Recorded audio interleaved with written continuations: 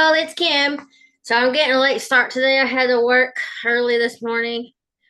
Had to be there at 2 a.m. So anyway, I wanted to go over this. I don't know how long it's going to take. I don't think this is a 12-page document for whatever reason. My counter's off. But anyway, this is basically, it says unclassified Director of National Intelligence Memorandum for Director of National Intelligence Tulsi Gabbard. So basically, I'm thinking of it like the Russia collusion hoax. Like, I don't know, that kind of like sounds dumb, but it's like they had Trump call it a hoax, and then now it's turning out to be like a hoax, I guess you could say. And so that's why I call it the Russia collusion hoax. Anyway, take it with a grain of salt, whatever. But anyway, here it goes. It's the subject's intelligence community suppression of intelligence showing Russian and criminal actors did not impact the 2016 presidential election via cyber attacks on infrastructure. The timeline of events as evidenced by the attached documents is as follows. Key intelligence manipulated and withheld from the American people by the IC. I don't know what the IC is. We'll probably find out later. But anyway, before the election, August 31st, 2016, a DHS official tells former DNI James Clapper that there was no indication of a Russian threat to directly manipulate the actual vote count. An overall risk due to cyber incident, we are working with CIA on a PDB, which is a Presidential Daily Brief submission on the threat. The thrust of the analysis is that there is no indication of a Russian threat to directly manipulate the actual vote count through cyber means. However, as seen in recent media reporting, any cyber activity directed against the election infrastructure is likely to have an effect on public confidence, even if the cyber operation is unsuccessful or not intended to impact the election, e.g., theft of PII from the voter. I don't know what PII is. Yeah, I mean, without knowing what that means. But anyway, it says September 2nd, 2016, the FBI requests for the whistleblower's pre-election assessment on alleged Russian election activity in an upcoming pre-election ICA to be softened, given the FBI was uncomfortable implying that there was definitive information that Russia does intend to disrupt our elections. Anyway, this is redacted, probably sources and methods, or it could be a person they don't want out there. But either way, it says below are inputs from the FBI. Sorry for the delay due to the long weekend. We have several folks out. On page 5, under the U redacted adversaries with intent section, we would prefer for the first sentence regarding Russian intent to be softened. The way it currently reads, it would indicate that we have definitive information that Russia does intend to disrupt our elections, and we are uncomfortable making that assessment at this point. We would suggest editing the sentence to read as follows. Changes highlighted, redacted. We judge Russia to be the only nation state with the current means and possible motivation to use cyber attack to disrupt the 2016 election or deny political legitimacy to U.S. presidential candidates. We would also suggest editing the title of that section to instead read something along the lines of redacted evaluation of likely adversaries, so that it doesn't mislead the reader to believe that the IC currently has information indicating Russia has a known intent to influence the elections. And I think I even asked ChatGPT if Putin ever acknowledged that he, interfered with the election. And I think it said no, he never. But who can trust Russia? I know either, whatever. Just take it for a grain of salt, whatever. Okay, it is September 9th, 2016, ODNI and PDB official says that an upcoming PDB, which is a presidential daily brief, should make clear that Russia probably is not trying to influence the election by using cyber means to target election infrastructure. Several IC officials agree. Russia probably is not trying to go. What is going to be able to? That doesn't make sense. Influence the election by using cyber means to manipulate computer enabled election infrastructure. Russia probably is using cyber means primarily to influence the election by stealing campaign party data and leaking select items, and is also using public propaganda. This fits an historical pattern of Russia using less sophisticated propaganda and information operations to influence U.S. elections. And then this is all redacted. So, Deputy Director, PDB, and ODNI. The lead author on the PDB agrees. Okay. So, as I took the intent of this email to get the basic starting point regarding Russia, we agree with Russia probably is not and will not start. I'm sorry, will not trying to influence. That doesn't make sense. We agree with Russia probably is not trying to influence the election by using cyber means to manipulate computer enabled election infrastructure. Yes, if we're going further, while Russia has some capability to conduct cyber manipulation of election infrastructure, we judge that efforts by them or others to change the outcome of an election through cyber means would be detected. That's a key element of our cyber focused PDB. We assessed that foreign adversaries, notably Russia, are more likely to focus their cyber operations on undermining credibility, public confidence. That assessment feeds directly into the influence operations, some cyber enabled, that we've seen related to current and historic election cycles. We concur with CIA's change related to that. Chief NCCIC Intelligence Support Branch, DHS Office of Intelligence Analysis, September 12th, 2016. And if you read through or watch the one video they have on the Steele dossier, I think some of these dates actually kind of match up with what they put in there. Anyway, just whatever. I'm just digging into these documents, so it is what it is. September 12, 2016, the IC publishes an intelligence community assessment, or the ICA. Okay, so now we know what an ICA is, on cyber threats to the election.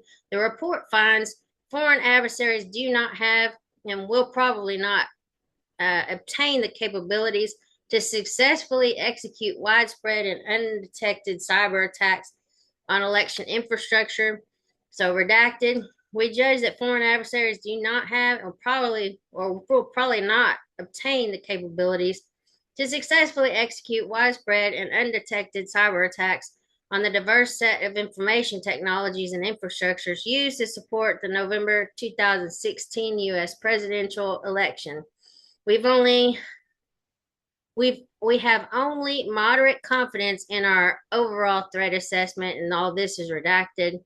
2 days later, the IC publishes the aforementioned PDB with near identical findings. It finds that foreign adversaries do not have the capability to covertly overturn the vote outcome. October 7, 2016, ODNI and DHS suppressed the above September intelligence findings in their press release that states with confidence the Russian government directed the DNC and DCC hacks. Their statement omitted the fact that the FBI and the NSA had low confidence in attributing the data leaks from these entities to Russia. No, there's still supporting evidence indicating the Russian government directed hacking of the DNC and DCC, whatever that is. I know the Democratic National Committee, but also I don't know what that DCC, whatever it is. November 6, 2016, Donald Trump defeats Hillary Clinton and wins the 2016 U.S. presidential election. After the election, December 2nd, 2016, the IC is working on a new PDB examining the potential impact of cyber hacks on the election results. DNI Clapper's office develops talking points based on the PDB's findings. So, when you have a president that's kind of in that transition period after the election before he's inaugurated, he's supposed to get the same presidential daily brief as the president that's outgoing. So incoming, outgoing, get the same basic format, paperwork, whatever it is. I guess if there's, foreign policy matters or just whatever they have in there. I've only seen it just because of the Robert Hur and the Joe Biden thing. There was things in there I think that he had taken out of the PDB, the presidential daily brief, that he wasn't supposed to keep. And so that's the only reason why I know that. And I actually heard that from somebody else on another podcast. So I'm not a podcast. I'm just like going through documents. I don't have another person to talk to right now. So whatever. So foreign adversaries did not use cyber attacks on election infrastructure to alter the U.S. presidential election outcome. We have no evidence of cyber manipulation of election infrastructure intended to alter results. All right. And then it says, all with the PC having moved to Friday morning, please send me proposed TPs like talking points and scene setter by 1500 on Thursday. Thank you. Separately, for everyone's reference, below are the revised talking points that the DNI Director of National Intelligence mentioned at the back brief yesterday. What I did was lift key lines from the draft PDB that is attached. So this is redacted. Okay, so activity on and since Election Day, redacted. We assessed that foreign adversaries did not use cyber attacks on election infrastructure to alter the U.S. presidential election outcome this year. We have no evidence of cyber manipulation of election infrastructure intended to alter results.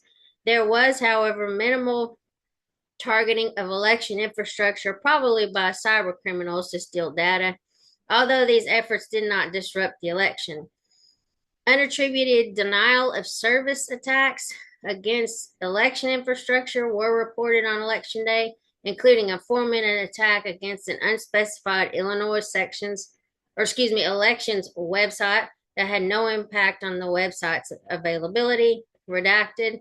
Since the election, cyber actors linked by signals intelligence to Russia's SVR on 9th of November conducted multiple election-themed spear phishing campaigns.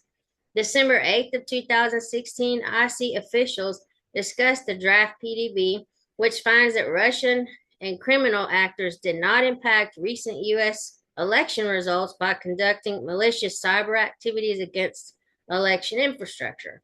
The group also decides the PDB will be published the following day due to high administration interest. Cyber manipulation of U.S. election infrastructure to remain a challenge. We assess that Russian and criminal actors did not impact recent U.S. election results by conducting malicious cyber activities against election infrastructure. So all this time they were saying that Russia, the Russian hoax. Oh my God, Russian collusion. He colluded with, he's a Russian spy, talking about Donald Trump. And now they're saying there is no Russian interference in the election. Oh my gosh. Okay, it says, hi all. Due to high administration interest, this piece is now scheduled to run tomorrow. Therefore, we now ask that coordination responses be sent by 2 p.m. so that the production process for tomorrow can be completed. Thank you. Redacted, NCCIC, Intelligence Support Branch, Cyber Division, DHS Office of Intelligence and Analysis. A few hours later, after initially co-authoring the PDB, the FBI, led by FBI Director James Comey inexplicably withdraws from coordinating on the project and notifies other IC officials that the FBI will be drafting a dissent. Redacted. FBI will be drafting a dissent this afternoon. Please remove our seal and annotations of co-authorship. Redacted. So if it said him, or maybe somebody else wrote it for him, but either way. Okay. So later in the afternoon, a senior PDB official kills the PDB based on some new guidance. The post-election PDB, which once again assessed that Russia did not hack the election, was never published. Interesting, isn't it? Now remember, this is the transition period between Obama and Trump. Yeah. So anyway, all based on some new guidance, we're going to push back publication of the PDB. It will not run tomorrow. It's not likely to run until next week. Redacted. Deputy Director, PDB, ODNI. December 9th, 2016, the Obama White House gathers top cabinet officials for National Security Council Principals Committee, PC, meeting James Clapper, John Brennan, Susan Rice, John Kerry, Brian McKeon, I guess I say it, Loretta Lynch, Andrew McCabe, and Avril Haines are among those in attendance. It says summary of conclusions for meeting of the Principals Committee. Date December 9th, 2016. Location the White House Situation Room. Time 11:30 a.m. to 1:30 p.m. Summary of conclusions for PC meeting on sensitive topic. And all these names here, blah, blah, blah, blah, blah. You can go back and slow it down if you want. Okay, so after the meeting, in an email titled POTUS Tasking on Russian Election Meddling, Director of National Intelligence James Clapper's assistant sends an email to ODNI leaders tasking them with the creation of an assessment for the president's request. ODNI leads the effort along with CIA, FBI, NSA, and DHS. All pursuant to the POTUS tasking at Monday's meeting on Russian election meddling for a comprehensive assessment, the DNI broached the TPs below with Dennis McDonough and DCIA at the Russia PC this afternoon. Rather than brief it, he just handed a copy of the TPs to Dennis and mentioned it to DCIA, who both said they were okay with the proposal. I'm sure there may be some bureaucratic hurdles still, but the DNI's directive was to move forward with the paper as outlined. See below the exact TPs he handed POTUS. I don't know what this is. Which I amended. I know a president of the United States, but this COS, I'd have to think about it. Okay, so which I amended slightly in keeping with the DNI's expressed intent. The IC is prepared to produce an assessment per the president's request that pulls together the information we have on the tools Moscow used and the actions it took to influence the 2016 election. Okay. So an explanation of why Moscow directed these activities and how Moscow's approach has changed over time, going back to 2008 and 2012 as reference points. ODNI will lead the effort with participation from CIA, FBI, NSA, and DHS. The goal will be to produce a highly classified version and an unclassified version. Interesting. The classified version would include a comprehensive analysis of Russia's activities, drawing from all available sources with the target delivery date of 9th of January to the president. The unclassified version would follow the classified delivery and to the greatest extent possible would include the same information while still protecting sources and methods. The goal will be to make the unclassified document publicly available.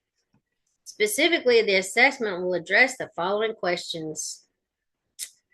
Assessment will address the following questions. How did Moscow seek to influence the U.S. presidential election in 2016. What tools did they use? Hacking, CIA, FBI, NSA lead. Leaks, CIA, FBI, NSA lead. Uh, let's see, cyber activity against voting systems, DHS input, media spin, trolls, fake news, OSE lead, or lead. I don't know what that means. Okay, let's see. Maybe it's lead, but either way.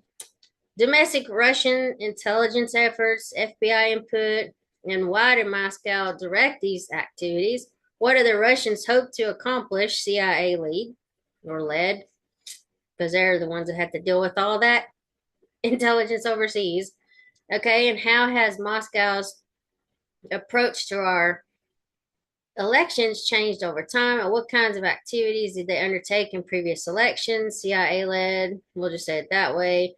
And then what is our assessment regarding how Moscow will leverage its capability in future U.S. elections, all NIC led? So I guess we're getting a true picture. They know Russia didn't do anything, but they're trying to fabricate that Russia did something. So this is the Obama administration, y'all. The outgoing president, 2016. Oh my goodness. Okay.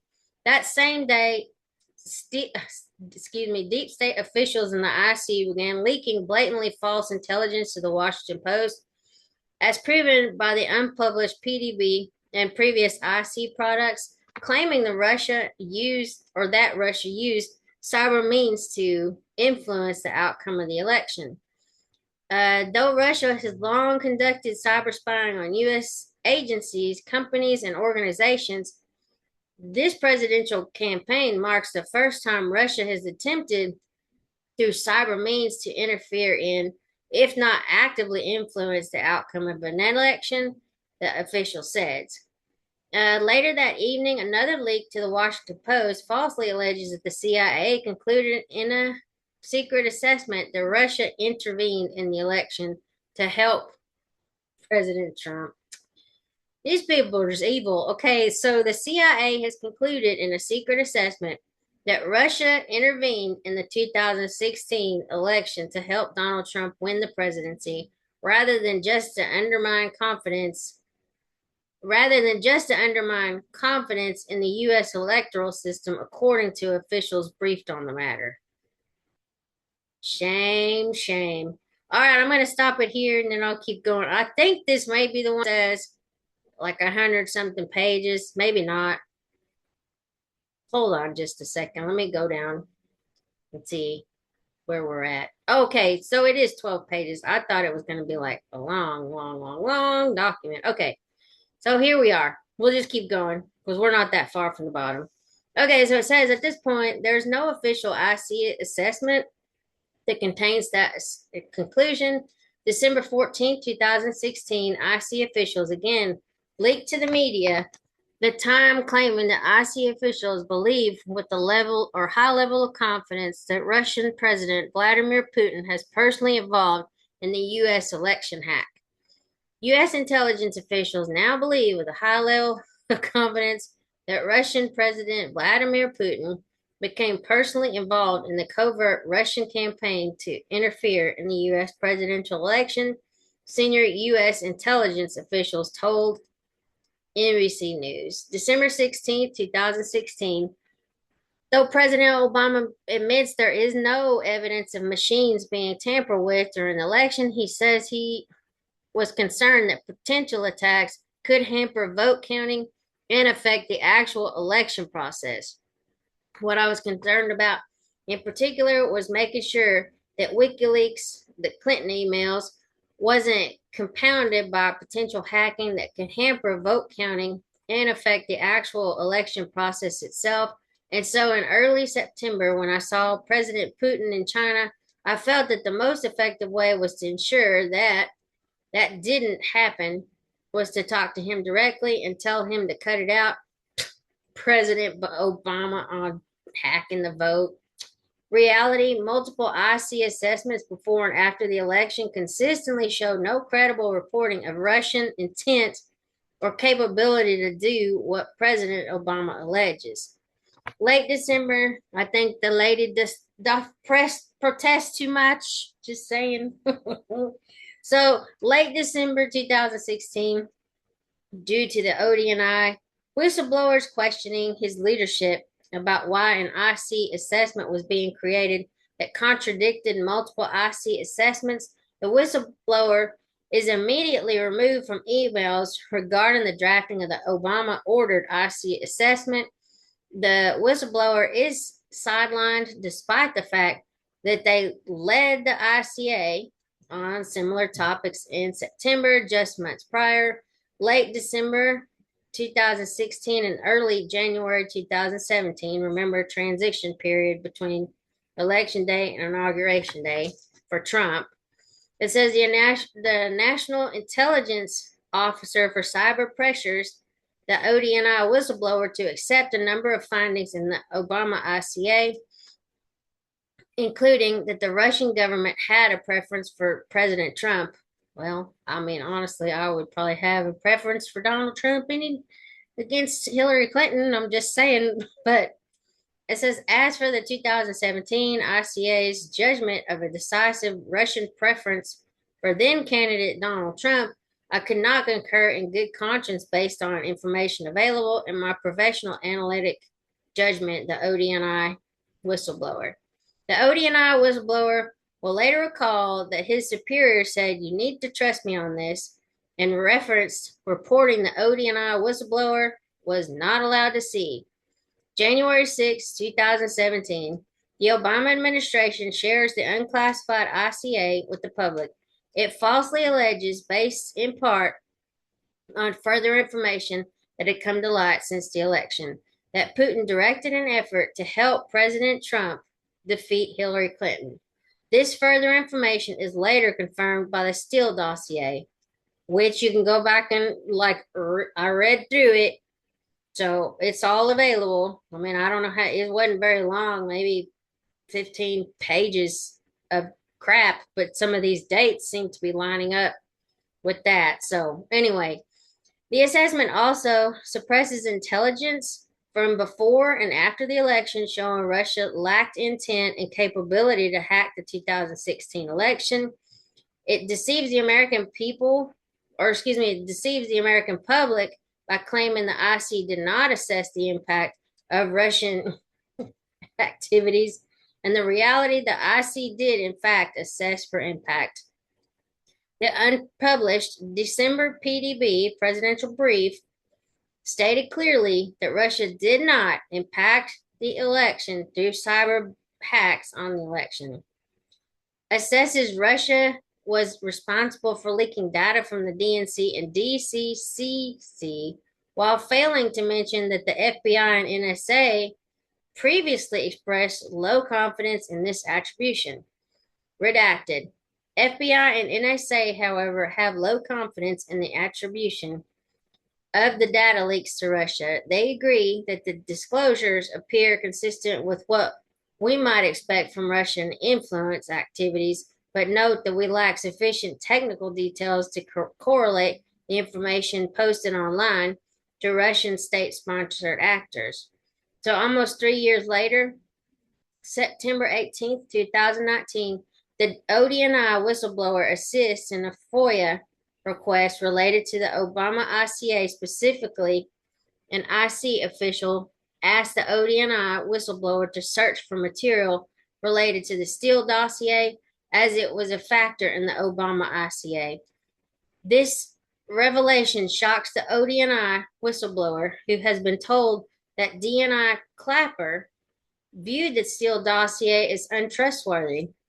Let's see if we can just zoom in on this. It says, so election group, and then suspense COB Tuesday 9/24 to NIC Tasker. Shelby believes this should be responded to by the NIC, as the dossier was a factor in the 2017 ICA on the election interference, in which an assessment of the document was added as an annex. Please review the attached document and conduct a search for the time period May 2016 through February 2017 of all records of communication, including emails on both .gov and non.gov accounts, text messages, and instant chats between the Office of the Director of National Intelligence, including but not limited to former ODNI Director James Clapper and the Office of the Director of the Federal Bureau of Investigation, including but not limited to former FBI Director James Comey, regarding the collection of memos known as the Steele dossier. Let me go back down because it's too big for the screen. Okay. The assertion was in contradiction to what the National Intelligence Office, Officer for Cyber Issues, had previously implied, and at no time during the prior 3 years had any of the National Intelligence Council staff members suggested to me that the IC viewed the Steele dossier material as credible. So ODNI whistleblower recalls learning of the Steele dossier's inclusion in the ICA. And then that's it for that. But anyway, things are getting interesting. I've asked ChatGPT if it was kind of like, would it be treason? Because we've heard that. Would it be sedition, or would it be like espionage? I know espionage is more like you spying on a foreign nation. Treason is more like something that would occur during wartime. And then also sedition could be more likely. Just saying. Let me see. I've got the stuff pulled up in my chat GPT. I got so much stuff. All the documents. But let's see here. Because I asked yesterday. Where did it go? Presidential immunity. Where did it go? Hold on. I've got so many things in here. I also had a chart. Let me see. It won't be in this part. Okay. No, this is the criminalized. Sorry. No, this actually expired March 3rd of 1801. That's right. So the only one that this has to do with Alien Enemies Act and all that stuff. I ask it a lot of questions because I'm curious. Let me see. I think I was in this chat. I was asking all that stuff. Okay. So let me push myself over here. So treason versus espionage, or excuse me, treason versus sedition versus espionage.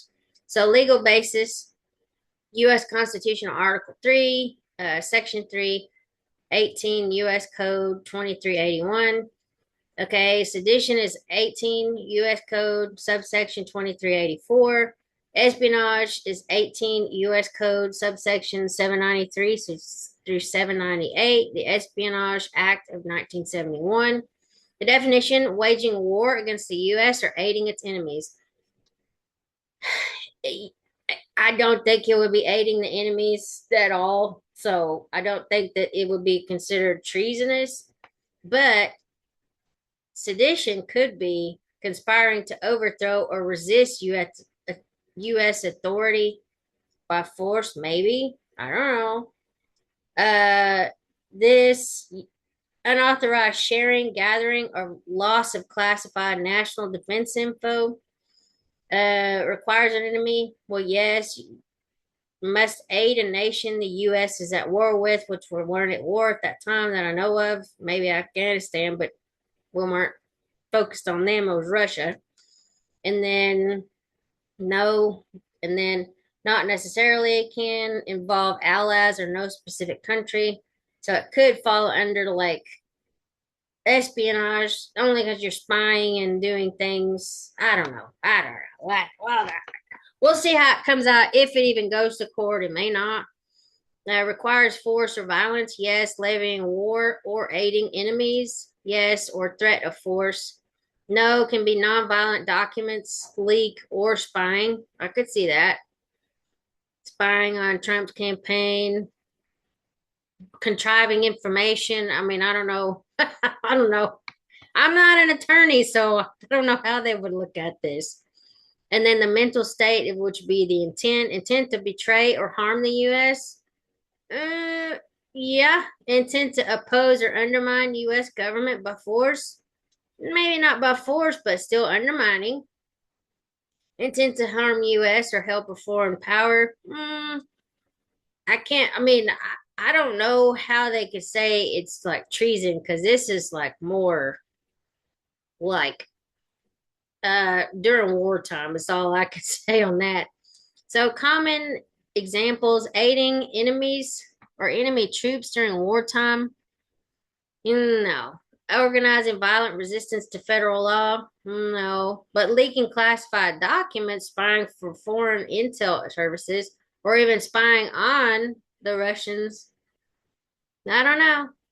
But I guess spying for, so we would be spying for, yeah, the Russia. We weren't doing that. Okay, so the penalties.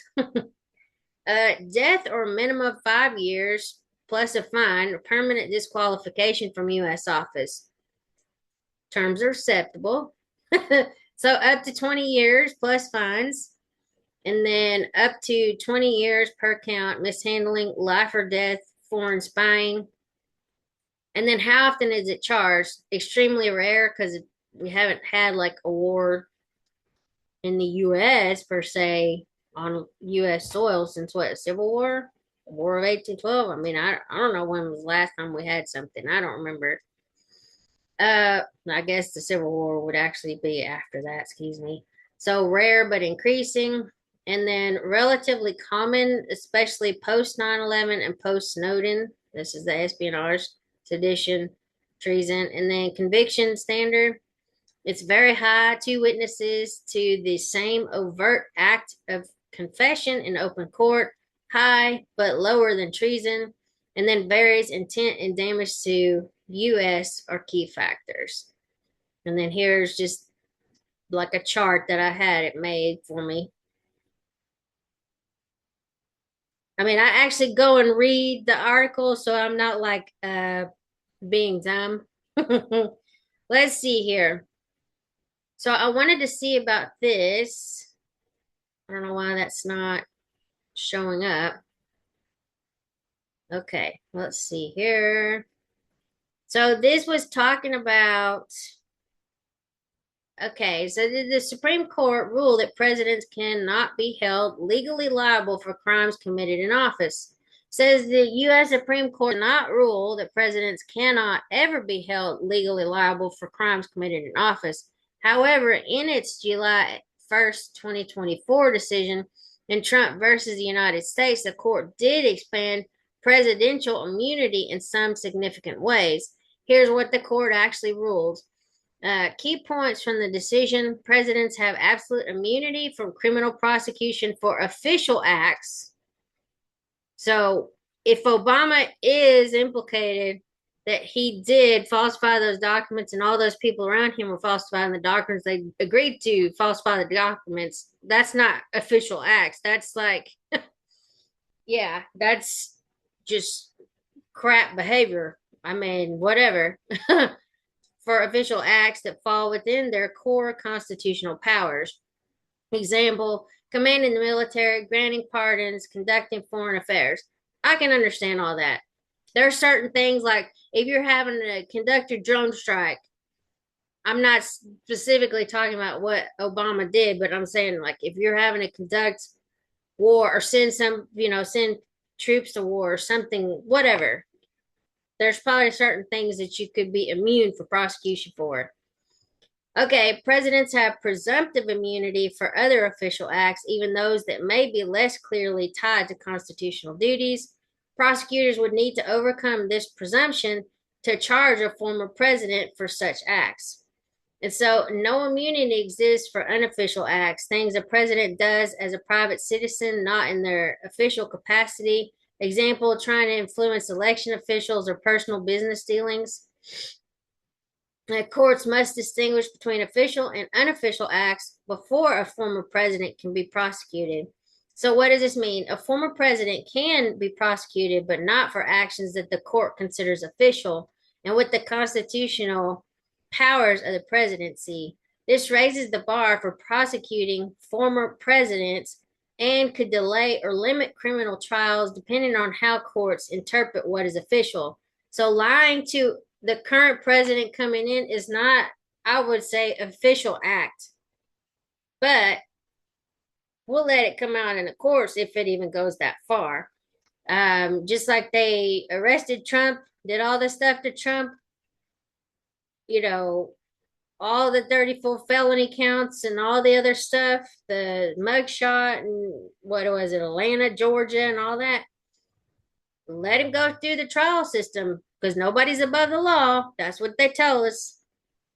So, anyway, and then this is just ChatGPT saying if you'd like a breakdown, I can break down how this impacts Donald Trump's current legal cases or provide the full opinion text. I said, so let's say if a president withholds or manufactured information, could that be considered treasonous or seditious?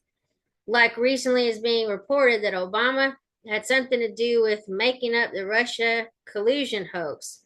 This is that's a very important and complex question. Let's unpack it clearly and legally.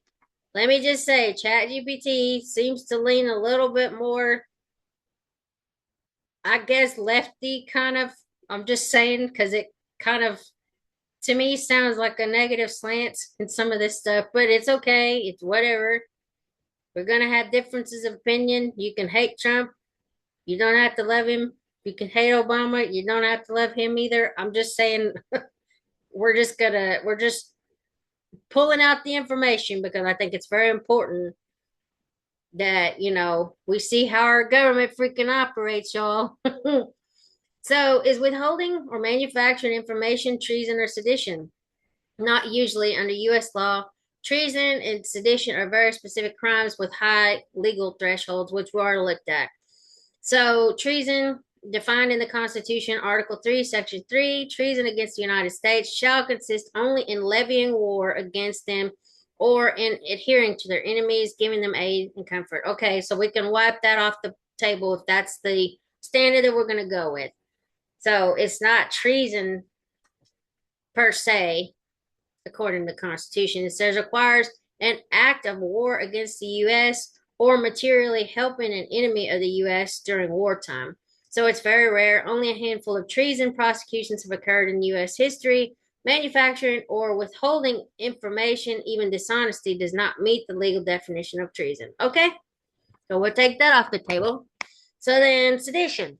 Under 18 U.S. Code, subsection 2384, seditious conspiracy involves conspiring to overthrow, put down, or destroy the U.S. government by force, or to oppose it by force, or to prevent the execution of U.S. law by force. Again, speech, lies, or political manipulation without force or violence do not meet this standard. Okay? So that we can take sedition off the table. It says, what about the Russian collusion hoax and Obama's role? The claim that former President Obama was directly involved in making up the Russia investigation has been a partisan and particularly politically charged allegation, often made without direct evidence, providing criminal conduct. Let's separate the fact from speculation. So I think I asked this before, maybe Tulsi's release the document. So I'm not sure how abreast this ChatGPT is because this was like from Saturday. So let's just lay that out there. I'm just providing the information that I was given at the time from ChatGPT. This just, puts it all in a condensed form because otherwise you'd have to go through and look through like tons and tons and tons of documents. Okay. So, established facts. The FBI began the Russia investigation Crossfire Hurricane in 2016 based on contacts between Trump campaign officials and Russian actors. I don't think that was proven, but I've got that document in my queue. I got a lot of documents to go through. So, Obama era, because that's where I think the Durham report, it might not show all the stuff, but I forgot how they worded it. It's okay. Oh yeah, so right here. So Obama era officials were briefed on various intelligence reports, as is standard. Special counsel John Durham's 2023 report criticized the FBI for bias and errors, but did not allege criminal conduct by Obama. And Durham did not bring charges against any top officials for fabricating the investigation. So unproven allegations. Some commenters or commentators and politicians have claimed Obama ordered and knew it was a hoax, but no proof has emerged in court or investigation reports. That's why I said this was, I think, done Saturday when I asked the question. So it may be that this thing is just not updated to like Sunday's date or whatever, whenever they actually release the docs. So being politically involved or even strategically manipulated is not the same as committing a crime, much less treason. So summary: withholding or fabricating information is not by itself treason or sedition. For a crime to be treason or sedition, it must involve violent intent or aid to enemies of the United States. So far, no evidence has shown that Obama committed a crime in connection with the Russian investigation. It says, would you like a breakdown of the Durham report's findings and comparisons to the Mueller report for context? And then I said, what has DNI Tulsi Gabbard released about this so far? Here's the latest on what DNI Tulsi Gabbard has released regarding the alleged Russian collusion hoax in the Obama administration's officially declassified report released July 18, 2025. Gabbard publicly unveiled over 100 pages of unclassified emails, memos, and intelligence assessments. These documents argue that the Obama administration knew Russia wasn't materially affecting the 2016 election outcome, yet pushed the narrative to the contrary. So, how is that not illegal? She calls this a treasonous conspiracy orchestrated by officials including former DNI James Clapper, CIA Director John Brennan, and FBI Director James Comey. According to Gabbard, this was a years-long effort to delegitimize Trump's presidency. Specific allegations of December 7, 2016 DNI Clapper memo asserted no evidence of cyber attacks affected vote counts, but was allegedly suppressed after the FBI declined to agree. And then a December 9th White House meeting, reportedly chaired by President Obama with top national security officials, led to a new intelligence assessment that included the Steele dossier, despite its questionable credibility. In the legal push, Gabbard has submitted these documents and memos to the DOJ calling for criminal investigations and prosecutions of officials she names. She asserts no matter how powerful, every person involved must be investigated and prosecuted to the fullest extent of the law. I don't see a problem with that. Nobody's above the law. That's what we've been hearing for all this time. So, criticism and context.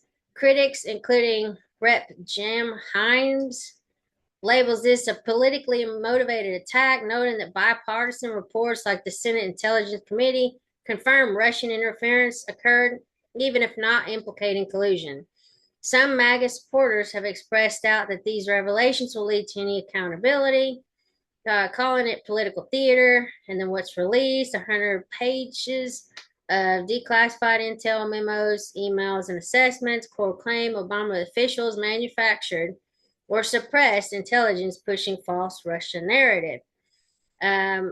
Allegation level charged as treasonous conspiracy. Next steps, materials referred to DOJ for potential prosecution. And then just Chat GPT says, let me know if you'd like to explore the specific documents, assess any legal plausibility of these charges, or delve into how partisan or bipartisan intelligence assessments compare. And then there's just basically relevant news. Okay, no, that's okay. I will read through them. Thank you for your help. Because I don't want Chat GPT to kill me if the robots take over, okay? Just saying. So anyway, you're very welcome, Kimberly. Take your time reading through the material. It's a complex but important topic. If you ever want help breaking down any of the documents and comparing them to past investigations, just let me know. I'm here to help whenever you're ready. So What do y'all think about this? Um, do you think Obama just set Trump up? Because I mean, I know it would have been Obama's legacy because what's her name was the Secretary of State under Obama, Hillary Clinton. So he wanted his next person in line to get the presidency, but unfortunately for him, Donald Trump won. But anyway, I guess think about it, look through the stuff. I'll put some of these links in there if you want to go back and read it yourself. But I will talk to y'all later. Have a good day. Bye.